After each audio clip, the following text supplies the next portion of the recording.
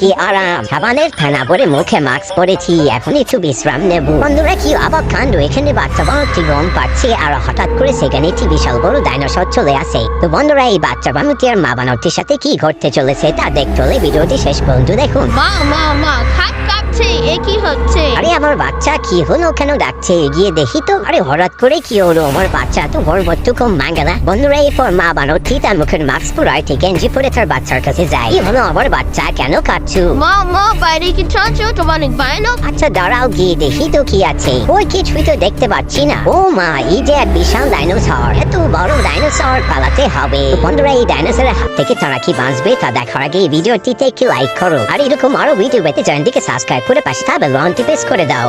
চলো দেরি করলে আমাদের বিপদ হবে, এখান থেকে পালাতে হবে। এই বিশাল ডাইনোসরের হাত থেকে মা বানর ও তার বাচ্চা কিভাবে বাঁচতে পারবে জানার জন্য পরবর্তী পর্বের অপেক্ষায় থাকুন। ধন্যবাদ।